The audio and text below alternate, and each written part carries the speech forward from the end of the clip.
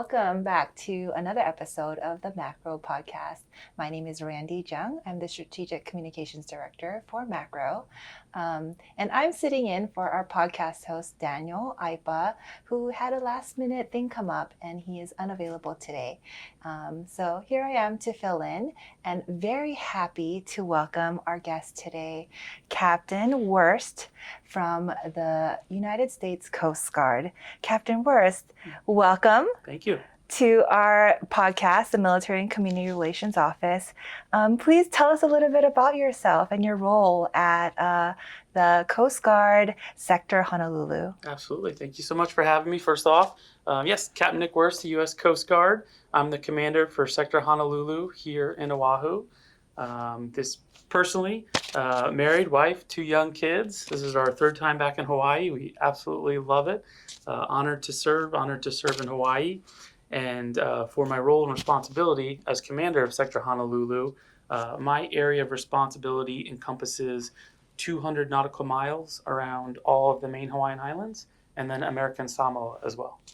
Okay, so how does that fit into the bigger picture of, because I've heard in the past Coast Guard District 14. How does Sector Honolulu fall with or in Sector 14 and then the greater U.S. Coast Guard? Absolutely. So Sector Honolulu, I'm the commanding officer of that. I'm a subordinate unit to what used to be called District 14. We just recently changed it to District Oceania. And under District Oceania, there is Sector Honolulu, and then there's Sector Guam. So there's 2 sectors within District Oceania, and that is our structure. And above that, it goes to Pacific area, which is in California, essentially all Coast Guard for the western part of the world. And then above that goes to our Coast Guard headquarters in Washington, D.C. So that's just kind of a really quick structure. Okay, got it. That helps clear things up a little bit for me. Sure. Okay, so coming back down to Sector Honolulu. So Sector Honolulu, is that just the Honolulu area? How does that shake out for the rest of the state? Yeah, great question. So with our AOR being 200 nautical miles around all the main Hawaiian Islands, that's what we're responsible for. But our footprint within the state of Hawaii is largely here in Oahu, over on Sand Island, where we have our sector office, and then we have subunits. We have 3 of our 154-foot patrol boats.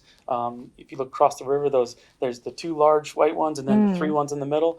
Those are the fast response cutters, 154 feet.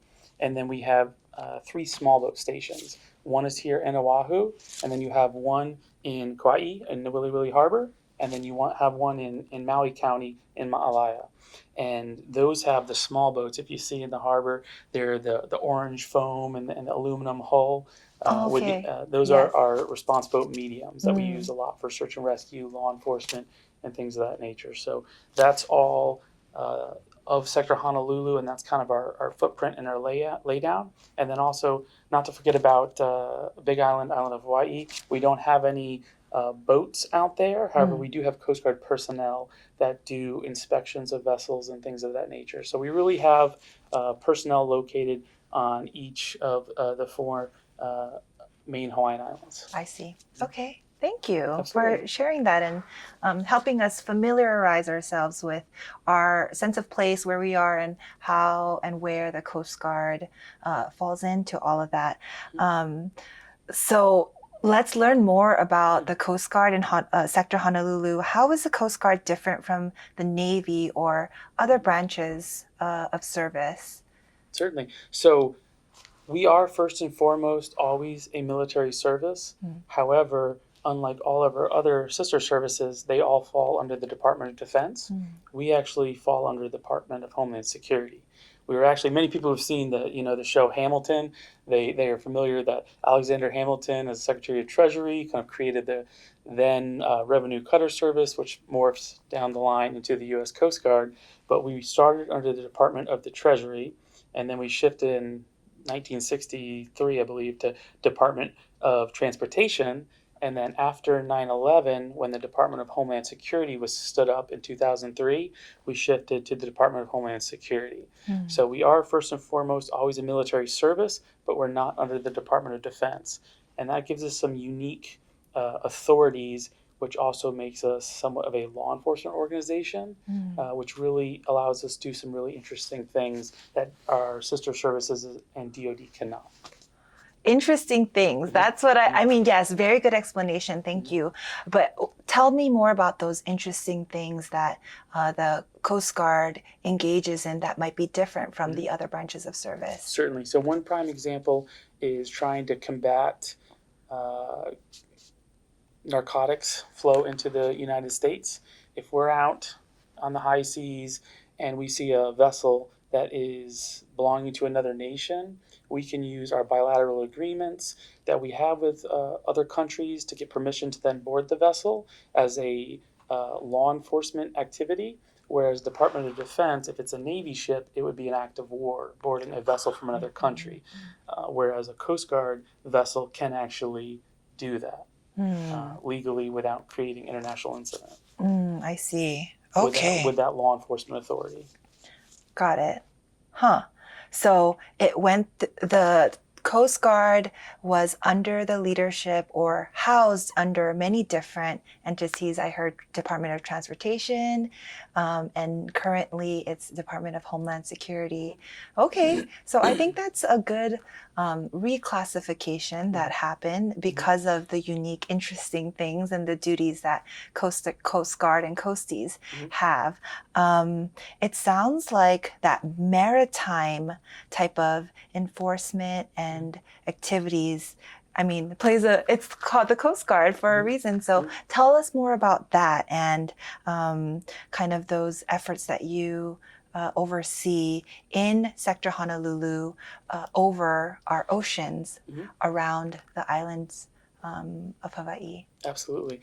In your opening comments, you mentioned our statutory, or what are our missions. Yes. So we have 11 statutory missions, meaning 11 missions we have to, by law, participate in.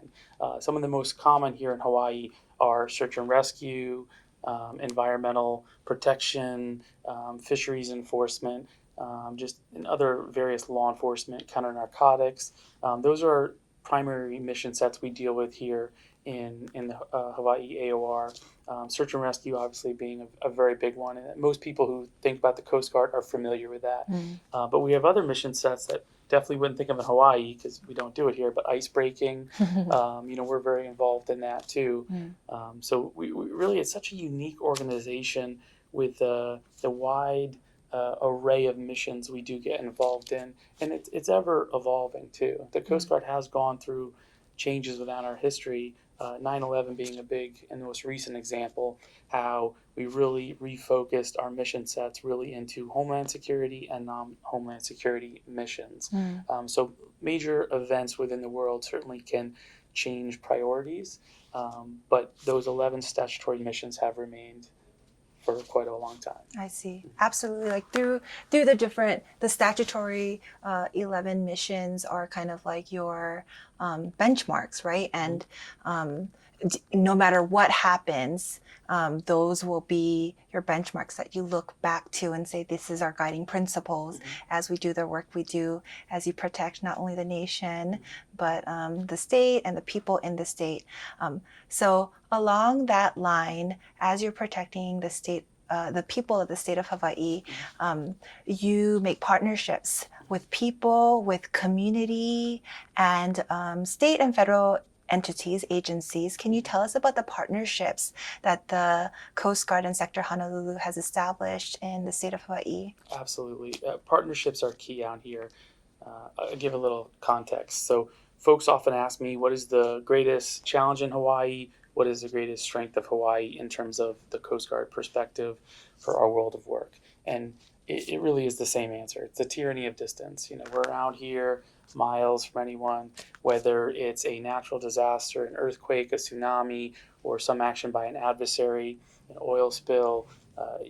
Help from the mainland is geographically a long ways away, and from a time perspective, a long ways away.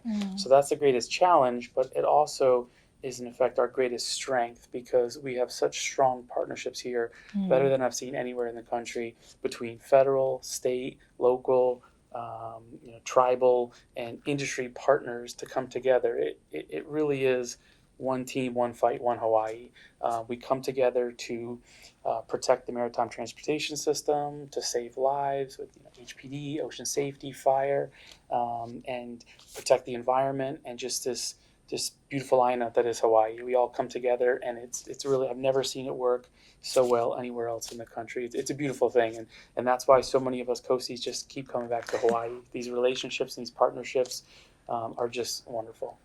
Excellent. I love hearing those stories of partnerships because I truly believe that teamwork makes the dream work. It does. Can you recall any examples of partnerships you've had with community and community members, the people that you're proud of and that you'd like to retell that story? Absolutely. Search and rescue is always where my mind goes to first, because it's such a predominant mission out here for us, and the partnerships are they're so great. Again, with ocean safety, Honolulu Fire Department, Police Department, it really is a well-oiled machine. I mean, there's so many people that come to visit this beautiful state, and bad things do happen.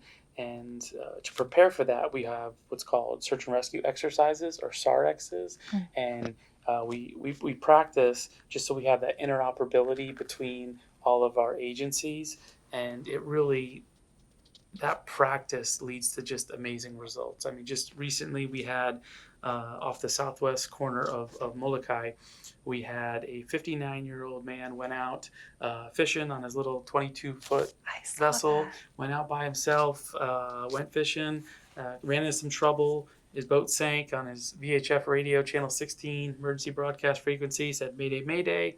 We picked it up. We launched a small boat from Station Maui over Ma'alaia.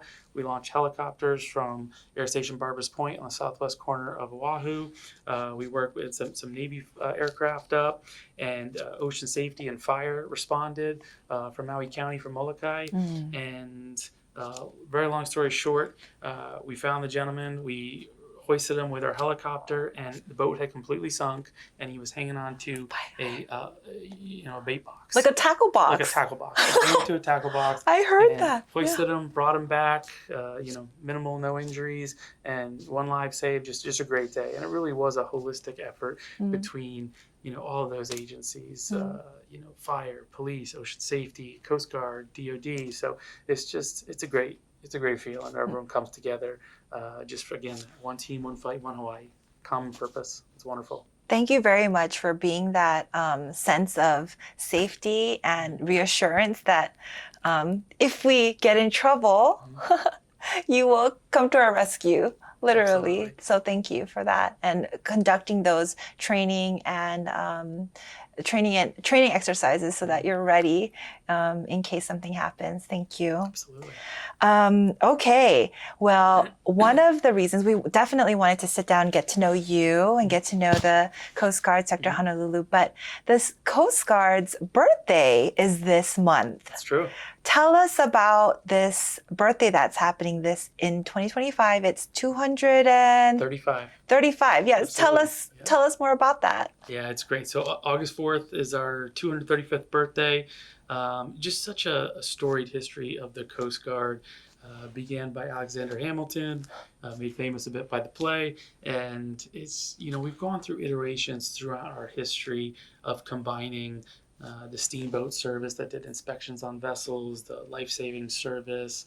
All these original entities came together to then in 1915 create what was now called the U.S. Coast Guard. And we've just been around for so long, and it's just such an amazing organization to be a part of. It's just around 40,000 people, which is smaller than the New York City Police Department, just for reference. So, definitely we were the smallest of all services for a long time until U.S. Space Force came about. They're smaller than us. But just to say, it's a small organization, has very much a family feel. And again, because of that size, that's why we always, I like to say, really are good at partnerships, because we have to leverage partnerships. We have to go to each organization and say, what are your capabilities, your authorities, your experience? How can we leverage those together to do the best for everyone? Because we're all servants, we're public servants. And how can we do the best for our country, for our citizens? And it's just an amazing organization to be a part of. Well, 235 years well spent. Mm-hmm. Happy birthday to you and your team here and all over the United States. Thank you. Moving right along, how is the Coast Guard addressing emerging challenges like climate change, maritime trafficking, illegal fishing in Sector Honolulu and maybe even District 14?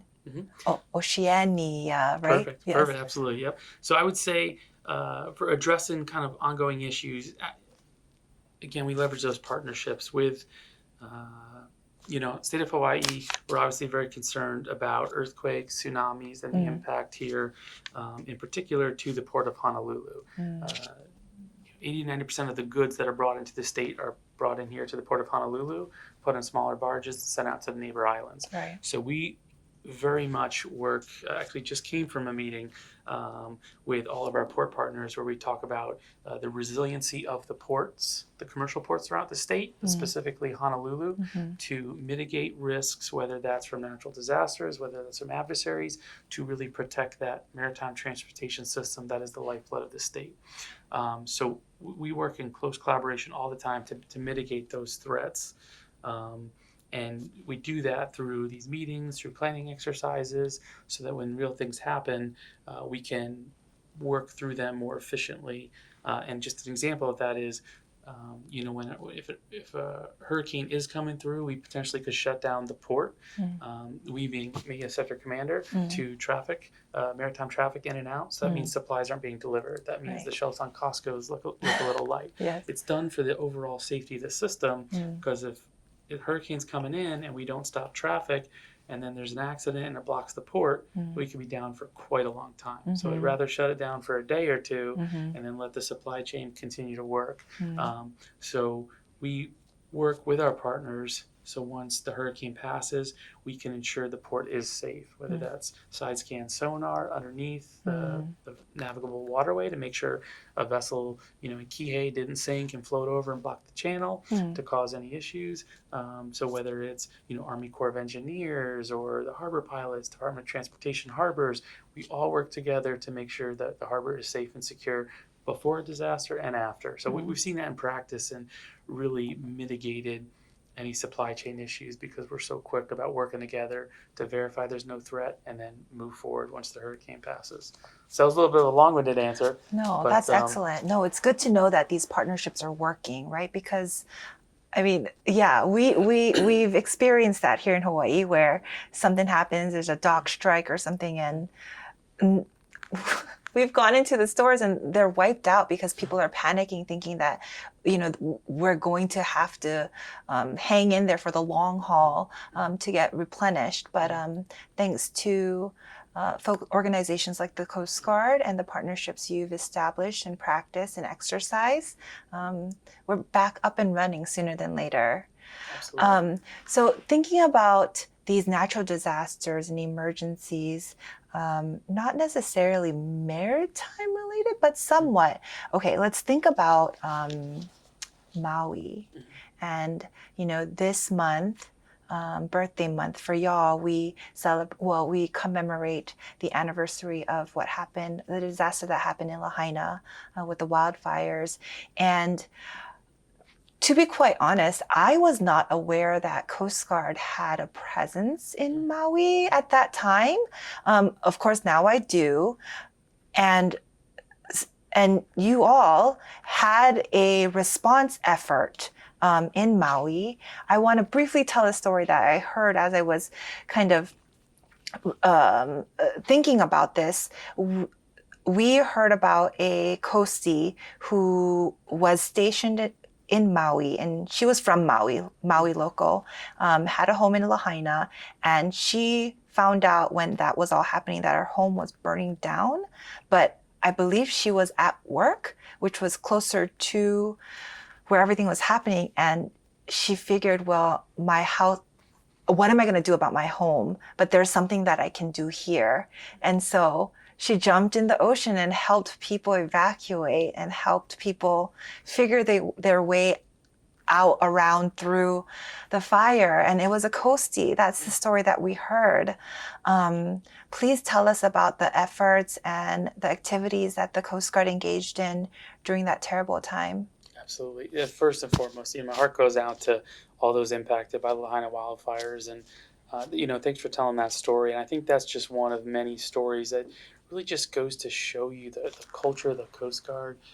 We are a military service first and foremost, but we're just a group of first responders, just people that want to do something greater than themselves, and they want to help others.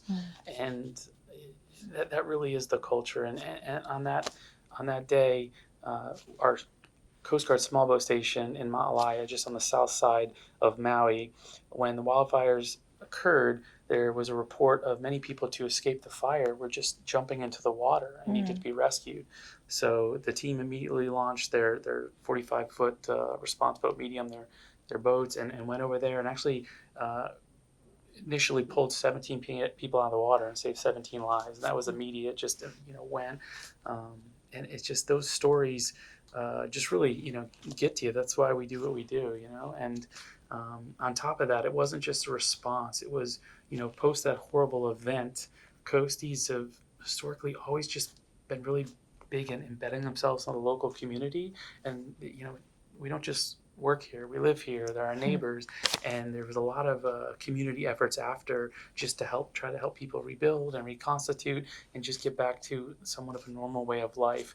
And that's one of the reasons I love the Coast Guard. I'm in it until they tell me your time is done, because you just come to work with just good people who want to do good things for the greater good. And it's just a wonderful thing to be a part of. So thanks for telling that story, because there's a bunch like that. But they were definitely very involved, and for the long haul duration too. Again, with those partnerships, we sent people from Oahu over to Maui, got involved in their emergency operations center, just tried to help look at the situation holistically. Search and rescue, that's something we do just without thinking. You go, but what are the bigger picture implications? Are there supply chain issues? Do they need additional X, Y, or Z because of the wildfires? How can we help the community prioritize to get things over, to help folks rebuild, and have those just basic life-saving needs that they need, whether it's food, fuel, building material, things of that nature. So excellent. Well, as you go about the business of helping and rebuilding and protecting and surveilling where it needs to be done, and the 11 statutory missions that y'all live by every day, tell me a little bit more about that community work. I was enlightened and told that you do a lot of work within the school system here. Can you shed a little bit more light on that? Absolutely, yeah. Thanks. That's something I'm passionate about. Is coasties. We love the KT. We love doing things with the kids, and one I'm passionate about in particular. Every Christmas we call it Angel Tree, and we work with a local school, one who maybe doesn't have the opportunity to get Christmas presents as much as other folks. So we'll get every single kid's name, their age, boy or girl, and then we'll have everyone at work comes and they take a little envelope with that information and they buy a present, wrap it, bring it, and then we just bring vanfuls of presents over on one day just to kind of help the kids celebrate the holiday. And it's one of those things everyone just gets really excited about, and everyone's always out, hey, when are the Angel Tree cards coming out? And just get excited to really just embed with the local community, because we really see ourselves as part of the community, and we just really love it. Awesome. And I have a handful of friends who are local. They're from here and they're in the Coast Guard. How are you encouraging, if at all, local kids to someday consider a career in the Coast Guard? Do you have programs in schools? Yeah, thank you for asking. So actually at Kalani High School, we have our first ever Coast Guard JROTC here in the state of Hawaii. So that's something folks can get involved in. Or we actually have a recruiting office here in Hawaii as well, which you can get information on, go coastguard.com. And the Coast Guard, it's such an exciting time to be in the Coast Guard. For those that are tracking, we just got our biggest budget in the history of the Coast Guard by far, $25 billion to essentially recapitalize our aging fleet. We have, compared to the other military services, we have very old boats, ships, and planes. It's just the reality. And we just got a large influx of capital to buy new infrastructure for our shore side, to buy new boats, new planes, new helicopters.